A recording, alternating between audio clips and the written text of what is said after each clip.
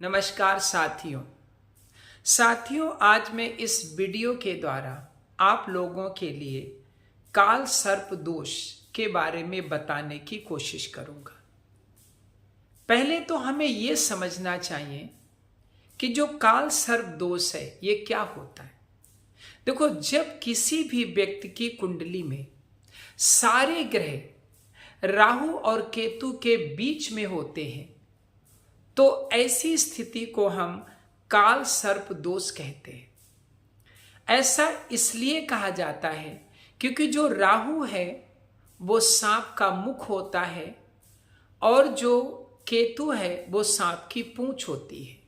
तो जब सांप का मुख और सांप की पूंछ उन दोनों के बीच सारे ग्रह आ जाते हैं तो इसे हम काल सर्प दोष कहते हैं। काल सर्प दोष जब भी किसी की कुंडली में होता है तो उस व्यक्ति को बार बार असफलताओं का मुंह देखना पड़ता है।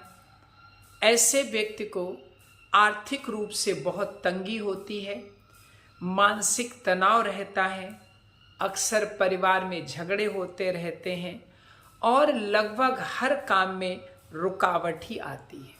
बीमारियां भी बनी रहती हैं, जीवन में करियर में अस्थिरताएं होती हैं। कभी कुछ काम किया, फिर कुछ काम किया, फिर एक काम नहीं चला, फिर दूसरा काम किया। इस तरह के जो लोग नौकरी में होते हैं उन्हें नौकरी से संबंधित बहुत सी दिक्कतें होती हैं। जो कारोबार में है वो कारोबार में दिक्कतें होती हैं। और सबसे बड़ी बात यह है कि बहुत ज़्यादा मेहनत करने के बावजूद भी सफलता बहुत नाम मात्र को मिलती है। तो अगर इस तरह की एक्टिविटीज, इस तरह की घटनाएं अगर किसी के जीवन में घटित हो रही हैं तो वो अपनी कुंडली को एनालाइज जरूर करवाए, क्योंकि ऐसे व्यक्ति की कुंडली में काल सर्प दोष हो सकता है। अब हम बात करते हैं कि अगर किसी की जन्म कुंडली में काल सर्प दोष है तो उसे हम दूर कैसे कर सकते हैं, अर्थात उसका निवारण कैसे कर सकते हैं। देखिए, काल सर्प दोष को दूर करने का सबसे जो अचूक उपाय है वो है रुद्राभिषेक। अगर आप भगवान शंकर का अभिषेक करते, अर्थात जिसे हम रुद्राभिषेक कहते हैं, तो निश्चित रूप से जो काल सर्प दोष है इसका प्रभाव लगभग खत्म सा हो जाता है।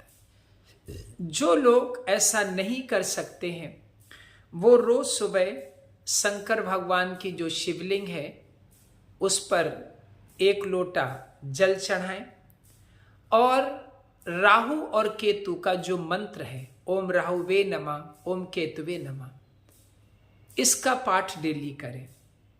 अगर एक व्यक्ति इस तरह की एक्टिविटीज करना शुरू कर देता है तो जो काल सर्प दोष है वो काफी हद तक उसका प्रभाव न्यूट्रलाइज किया जा सकता है। थैंक यू, धन्यवाद।